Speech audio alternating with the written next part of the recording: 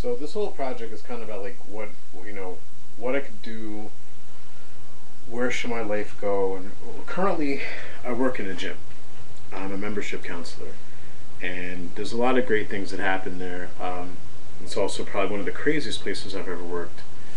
Because people are kind of at their height of, shall we say, insecurity. When you walk into a gym, no matter what kind of body you have, you're looking to either maintain what you have or better it or go toward maybe something you've never had before. So it's always about, you're not exactly where you want to be and you want to be somewhere better tomorrow. So anytime any of us that work there, we're kind of like, hopefully we're a way to help you. But sometimes when people get frustrated or whatever, they see us as an obstacle. So a lot of my writing recently has come from experiences that I've had in the gym, and I wanted part of this project. I've always thought about doing a talk show. So what I figured is I'm going to start throwing out some topics and have people do some video responses, and then pretty soon I'm going to start up something called just some guy talking about, and each day it'll be something different. Well, today just some guy talking about is going to be just some guy talking about the gym. So here's my two big issues. Working in a gym, I find it funny, if you know when the gym closes and the schedule is the same all the time, why would you come in 30 minutes beforehand, before closing? What can you possibly accomplish knowing that you have to take off your coat or change, or even if you come in completely ready, you have 30 minutes to work out?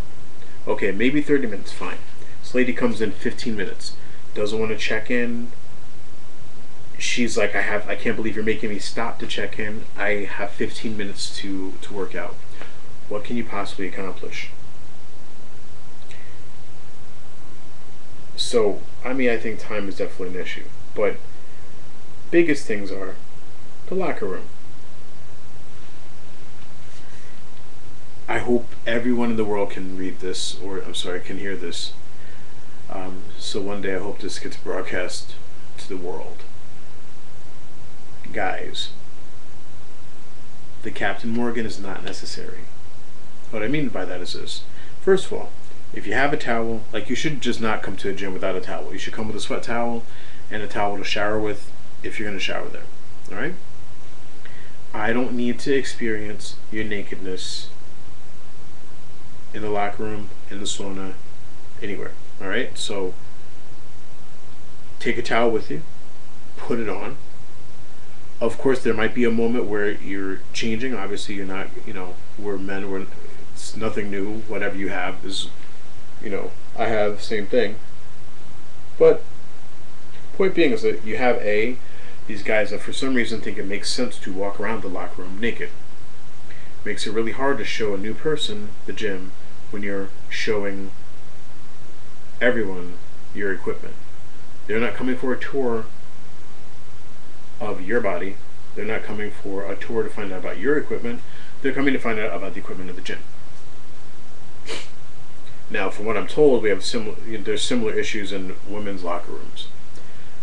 And it seems like the older people get, the less they care about this stuff, which is a little troubling. Okay, so that's one thing. The next thing is the Captain Morgan. The Captain Morgan is this.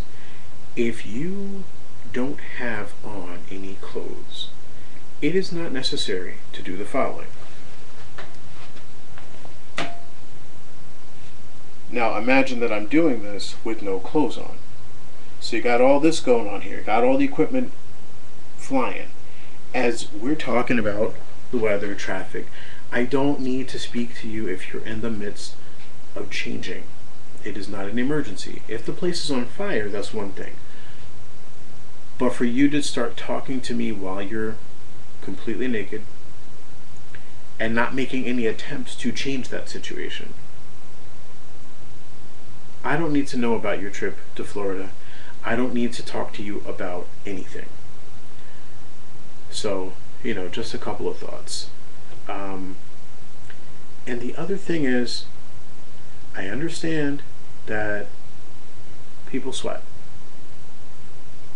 Not everybody's sweat smells that great because you are what you eat, and if you eat something that's stinky, it's going to come out in your pores. Well aware of that. I know some people work in jobs where they get really sweaty. Some people sweat a lot. Some people, maybe don't have the best habits with clothing or washing their clothes, whatever, or maybe just come in the same stuff. I don't understand.